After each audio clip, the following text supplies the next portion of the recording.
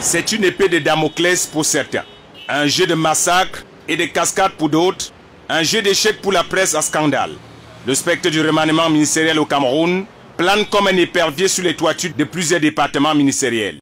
Ils sont très peu, qui sont sereins, et tout le monde les connaît et voit leurs actions au quotidien. Les autres ont décidé de vivre sous le qui-vive. Actuellement, plusieurs ministres ont déménagé et ont choisi des maisons dans les quartiers qui longent directement dans leur village. Certains sont subitement devenus très croyants. D'autres ont loué des chambres d'hôtel aux marabouts, qui sont les plus chanceux de la chose. Comme qui dirait, à quelque chose, malheur est bon. Les encens, les bougies rouges se font rares dans les marchés. Les voyants clairvoyants ont tout acheté. Les coups bas se multiplient. Le trafic d'influence s'accentue. Les documents confidentiels sont mis à la disposition des lanceurs d'alerte. Des informations calomnieuses envers les poches d'un tel ou un tel ministre se multiplient. Un remaniement ministériel qui rend certains obsolètes qui veulent entraîner avec eux des personnalités qui n'ont pourtant jamais occupé des responsabilités publiques. Tous les jours, on lit sur hautes instructions pour davantage multiplier les stratégies de positionnement.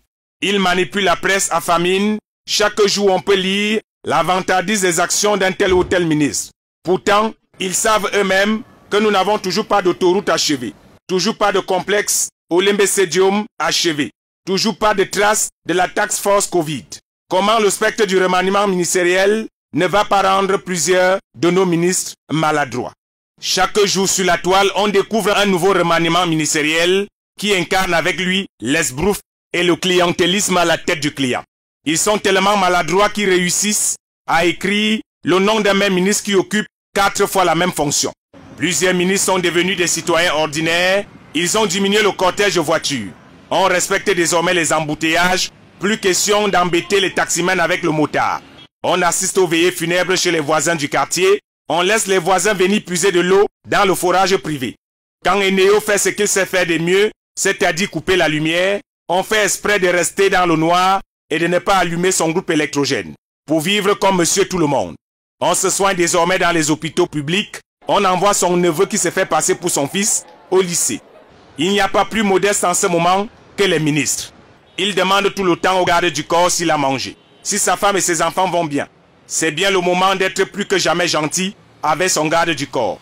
Parce qu'on sait que c'est lui qui viendra dire « Excellence, veuillez m'excuser, votre clé de voiture.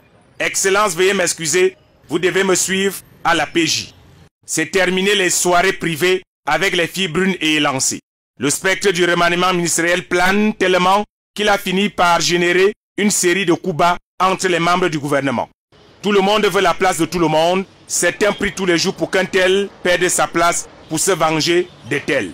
Pendant ce temps, le père de la nation regarde sa montre et il est le seul à savoir exactement quand la trompette sonnera.